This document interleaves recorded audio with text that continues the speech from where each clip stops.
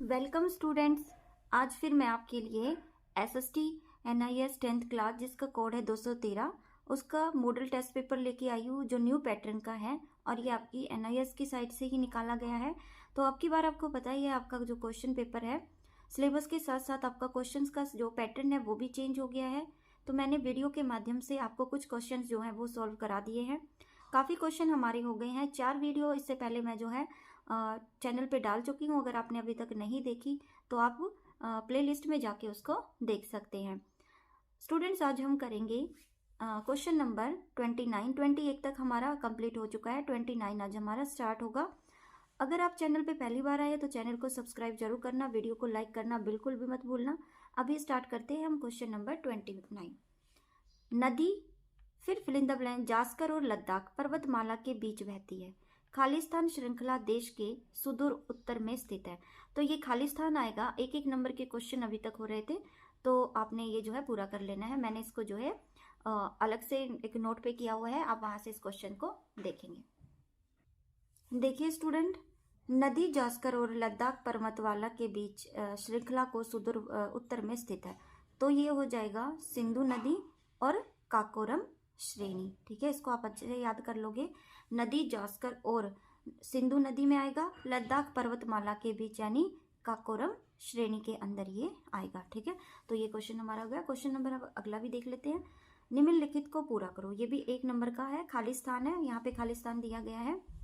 शक्ति को राज्यपाल की शक्ति के रूप में वर्गीकृत नहीं किया जा सकता। ठीक है, तो यहाँ पे लिखा हुआ है, इसका जो आंसर है यहाँ आना चाहिए, तो यहाँ स्पेस कम था इसलिए मैंने यहाँ लिखा पोर्टफोलियो वितरण शक्ति। ठीक है, कि पोर्टफोलियो वितरण शक्ति को राज्यपाल की शक्ति के रूप में वर्गीकृत नहीं किया जा सकता।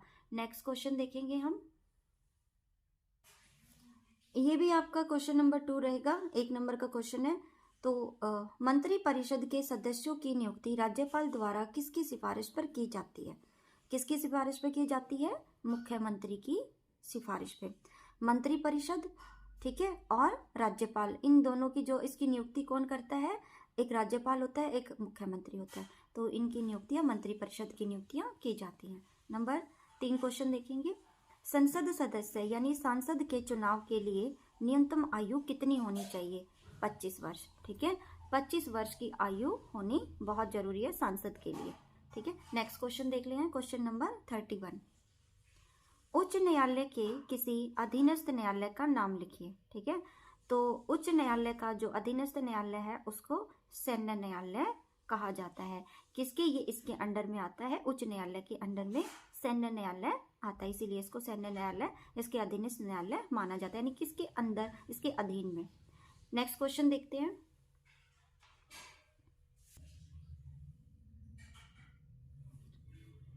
नेक्स्ट क्वेश्चन होगा हमारा 31।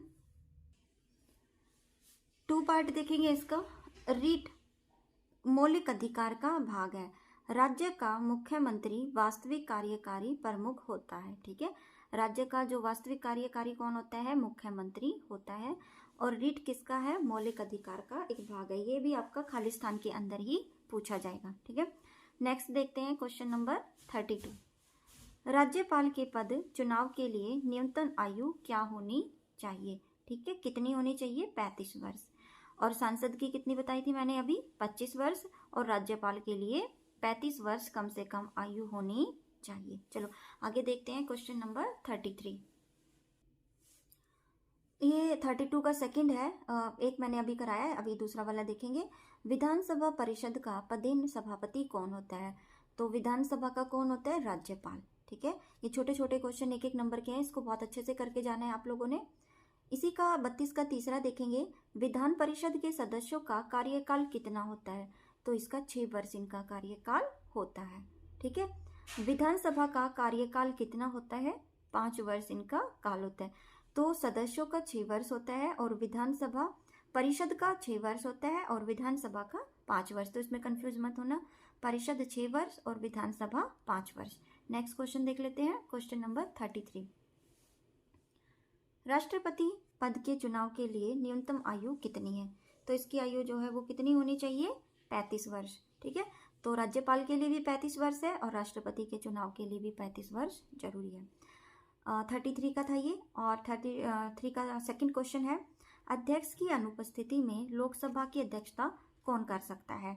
तो ये क्वेश्चन का आंसर रहेगा उपाध्यक्ष जो है वो लोकसभा की अध्यक्षता कर सकता है। ठीक है, आगे देखते हैं क्वेश्चन नंबर 33 का तीसरा पार्ट।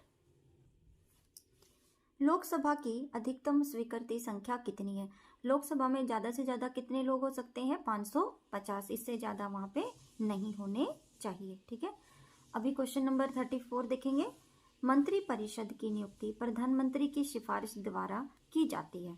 इसके द्वारा प्रधानमंत्री के साथ कौन लगेगा? राष्ट्रपति। ठीक है, कि मंत्री परिषद की जो नियुक्ति करेंगे प्रधानमंत्री की सिफारिश के द्वारा राष्ट्रपति के साथ में की जाती है।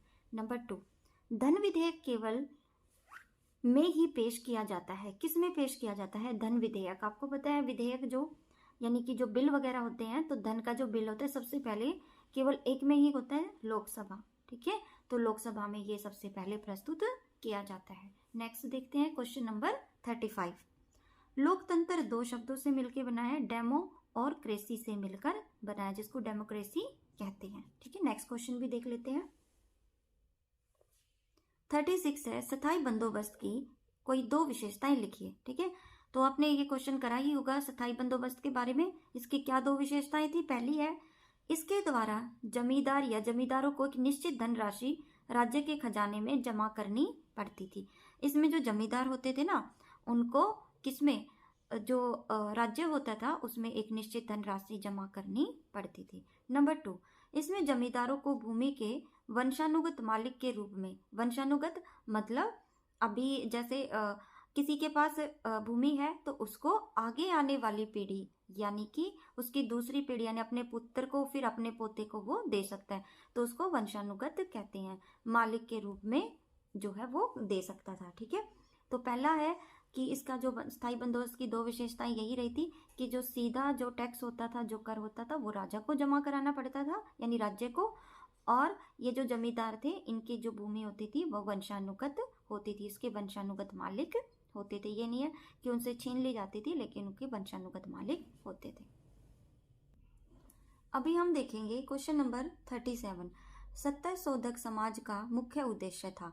सत्य शोधक समाज का अर्थ है सत्य के साधकों की सोसाइटी। ठीक है, तो यहाँ पे आप देख सकते हैं कि सत्य शोधक समाज का मुख्य उद्देश्य, सत्य शोधक का अर्थ आपको बता ही दिया, सत्य के साधकों की सोसाइटी यानी सत्य को मानने वाले। किसने शुरू किया था? ज्योतिराव जो थे उन्होंने निचली जाति को शोषण और अत्याचार के विरुद्ध जो है वो शुरू किया था कि निचली जातियों पर कोई भी शोषण और अत्याचार ना करे। 1873 में इसको शुरू किया गया था। ठीक है, नेक्स्ट क्वेश्चन देखेंगे। पंडिता रमाबाई के दो योगदान लिखिए। पंडिता रमाबाई ने क्या किया था? लड़कियों की शिक्षा को बढ़ावा दिया था और 1889 में उन्होंने पुणे में मुक्ति मिशन की स्थापना की, जो विधवाओं के लिए एक आश्रय था। तो ये जो महिलाओं के लिए उन्होंने बहुत कुछ किया था पंडिता रमाबाई ने, तो इनका मुख्य योगदान यही रहा था कि उन्होंने जो है लड़कियों की शिक्षा को बढ़ावा दिया था और पुणे में मुक्ति मिशन की स्थापना से विधवाओं के लिए आश्रय किया था। तो 1889 जो है उसको अच्छे से याद करेंगे 1889 में। ठीक है, तो स्टूडेंट्स ये हमारी जो वीडियो नंबर 5 थी ये भी कंप्लीट हो गई है। कल फिर एक नई वीडियो के साथ मिलेंगे। अगर आपको वीडियो अच्छी लग रही है तो वीडियो को लाइक ज़रूर किया करो और नए आया तो चैनल को सब्सक्राइब किया करो। स्टूडेंट्स ये हमारी जो 5 वीडियो कंप्लीट हो गई हैं, आगे भी हमारी वीडियो आएंगी ऐसे ही छोटे छोटे वीडियो, ताकि आपको क्वेश्चन अच्छे से समझ आ जाए और आप प्रत्येक क्वेश्चन को समझ के अच्छे उसका आंसर दे पाओ। तो कल फिर एक नई वीडियो के साथ मिलेंगे, तब तक के लिए बाय, थैंक्स फॉर वॉचिंग।